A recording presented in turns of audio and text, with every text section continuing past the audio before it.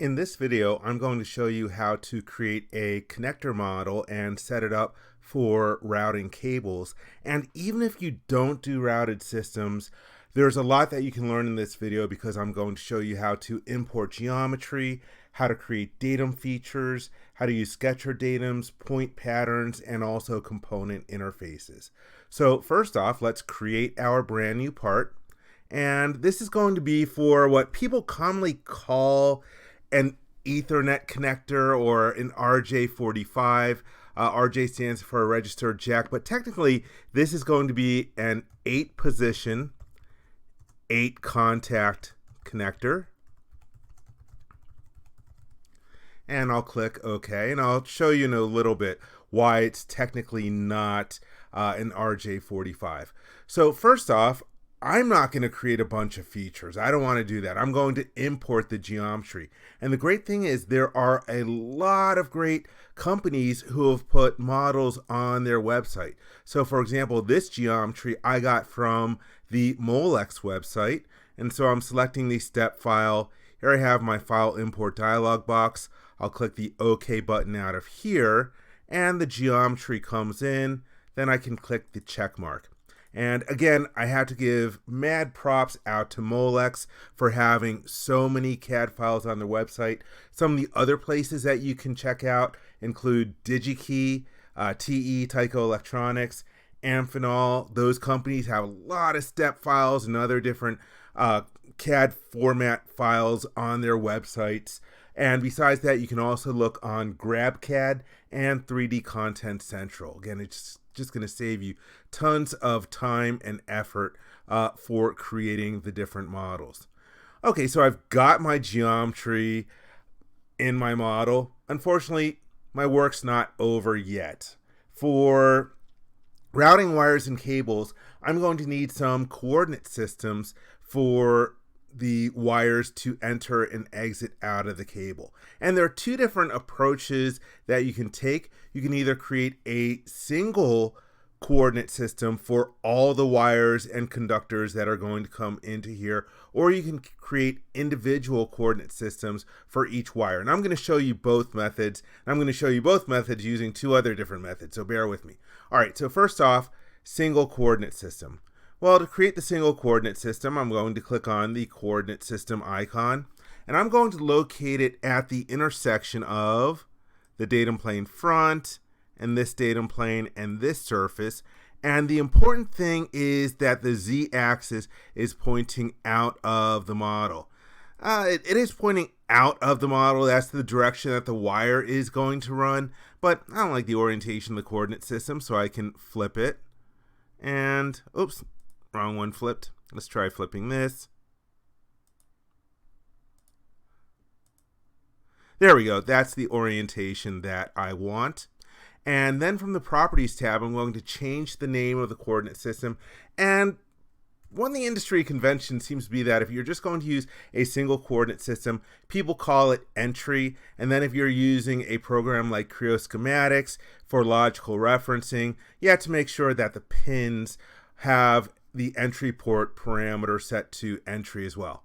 So I'll click OK, and there I have my entry port coordinate system. Let me turn off my datum plane visibility for a moment.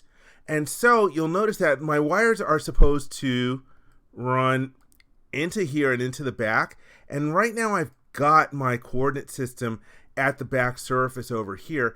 If you do this, be certain that you use the def internal len, which is short for default internal length parameter, to some value greater than 0, because you don't want to build your wires in the real world and lay them out and they're going to get right up to the front surface here and not actually touch the contacts inside. So one method is that you could locate, again, the coordinate system out here at the back and then use that default internal length parameter.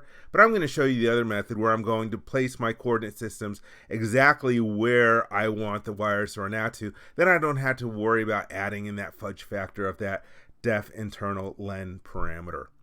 Okay, before I do that though, I'm going to create a couple other different datums to use. A lot of times people might put a datum axis along the routing direction, so I can do that. Let's click the axis icon, and then I'm going to use the filter in the lower right corner of the screen to change to coordinate system axis. Just be easier for me to pick the z axis over here. And for properties, I'm going to call this axis routing, so I know exactly what it does. And another thing, let me turn on my axis visibility. Another thing that people often do is they'll also create a point located along that axis so that when you're routing wires and cables, you can have a point for the cable going through that other point. But I find that to be a bit of overkill. All right, so those are two of my first datums, but I'm going to hide them because they'll clutter up the screen for what I'm going to make next. Let me also hide my default coordinate system. And next up, that other coordinate system that you see is the result of the import feature.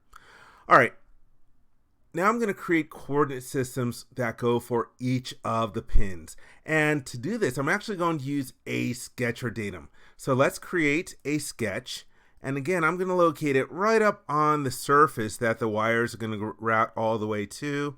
Let me change. I'm going to have, for orientation, the surface face the top of the screen.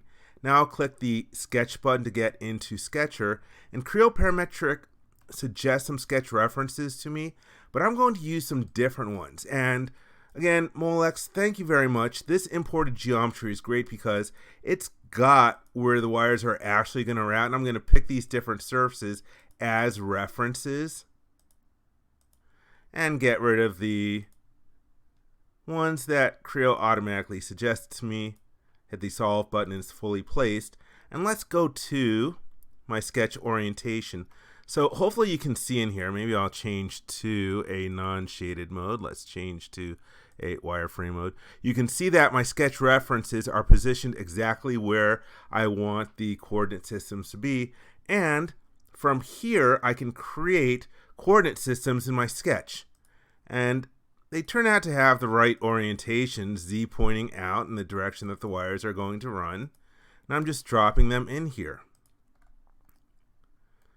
Let's change back to a shaded with edges mode. And so all I'm going to have in this sketch are these coordinate systems, which are going to create actual coordinate systems in my model. Here I have weak dimensions. You should never leave sketch mode with weak dimensions. So I'm just going to swipe a box over them and then hit Control-T. And that's a quick way of making them strong dimensions. All right, I'm done in sketch mode. Let's go ahead and hit the check mark. And I'm out of Sketcher. And you get these default names for the features, CS0, CS1, CS2, etc. Those aren't the names that I want for them. I want them to correspond to the pins, which I'll have in my schematic from Creo Schematics. And usually I just number the pins, 1, 2, 3, 4, 5. And for an 8 position, 8 contact, the numbering starts over here and increases. And so what I'm going to do is I'm going to create coordinate systems on top of my Sketcher coordinate systems. And here's another trick. All right, so I'm going to create my coordinate system, and I'm going to use the filter in the lower right hand corner to make sure I'm only picking coordinate systems. I'm going to pick the first coordinate system, and I'm not going to offset it any distance, and I'm not going to rotate it. The orientation was correct coming out of Sketcher. If it wasn't, I could rotate about the different axes. But again, the important thing is for these entry ports for routing your wires and cables is that the z-axis points in the direction that the wire is going to run. And now I'll go to the Properties tab and change this name to 1 and click OK. And so there's my coordinate system named 1.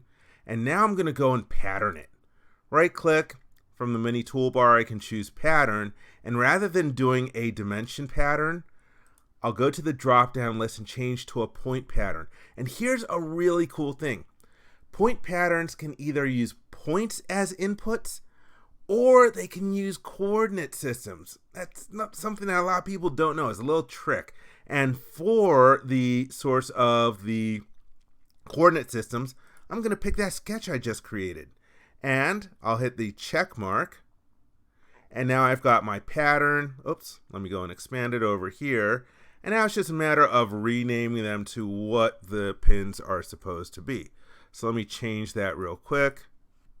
And I'm just going to put in a quick cut over here so you're not bored. Fade out, fade in.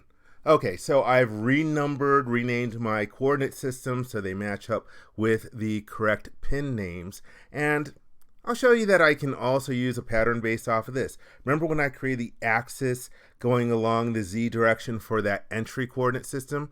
I can do the same thing again. I can choose to create an axis, and I'll use the filter in the lower right hand corner of the screen. Change this to coordinate system axis to grab the Z axis, and I'll just leave the default name, click OK.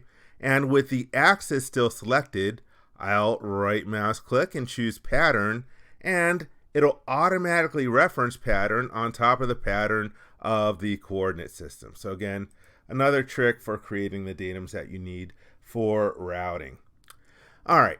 Let's hide all of that other stuff. Another thing that I usually do for connectors is use a coordinate system for locating them in the model. And you just have to make sure, however you define the orientation of the coordinate system in this model, in this case here, matching up in the plug, I'm going to want to make sure that the connector that it fits into has the same orientation. So let's create another coordinate system. Coordinate system. And I'm going to locate at the intersection of the datum plane called front. I'll hold down the control key and select this surface, and then this surface over here. And for the orientation, let's go and let me choose this surface. I'm going to have that be the Z direction. And let's have the bottom surface. That'll define Y, but I'm going to flip it. And again, however you orient this in here, just make sure that the orientation matches up in the model that it's going to fit into when you're locating it. I'm going to call this coordinate system locate. And now I'll create a component interface. And I had the coordinate system selected, so it automatically selects it in here. And I like to change the name of my component interfaces. I'm going to call this place because I'm going to use it for placing the component. You don't have to change the type of component interface, but I know that I'm only going to use this for locating it in a model. I'm never going to assemble something to this particular component, so I can change it to placing. Again, just want to make sure it has my coordinate system and hit the check mark. And so that way, now I have everything that I need for